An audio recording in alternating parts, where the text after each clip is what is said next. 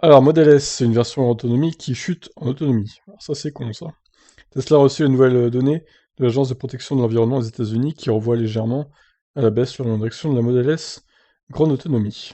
Bon, je vous passe l'intro. Cet organisme, donc l'EPA, se charge d'évaluer l'autonomie des véhicules électriques outre-Atlantique via le protocole FTP75. Il est donc normal de croiser l'acronyme EPA dans les divers communiqués de presse des fabricants américains, tout comme on retrouve la norme WLTP en Europe et ailleurs. Comme le révèle Inside Divis, l'EPA a communiqué un nouveau lot de données qui concerne notamment la rayon d'action de la Model S Grande Autonomie 2021. La version entrée de gamme de la berline électrique voit son autonomie être revue à la baisse pour chuter de 663 à 652 km.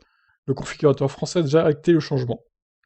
En somme, cette évolution n'a rien de dramatique, elle remet simplement à jour une donnée que l'EPA réévalue et considère plus juste. Ces 652 km d'autonomie ont été calculés à partir d'un protocole mixte, mêlant à la fois la conduite en ville et sur autoroute.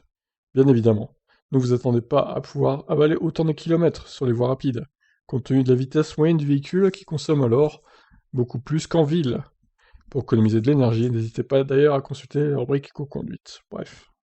En gros, ça perd 11 km. Bon, c'est pas énorme, mais bon, c'est dommage que ça aille dans ce sens-là, plutôt qu'un gain d'autonomie. Ça aurait été mieux, évidemment, que ça gagne 11 km, mais bon, après, c'est pas non plus catastrophique, on va dire. Voilà, c'est bon à savoir en tout cas. Est-ce que l'autonomie du LTP va être revue à la baisse aussi, du coup? À voir.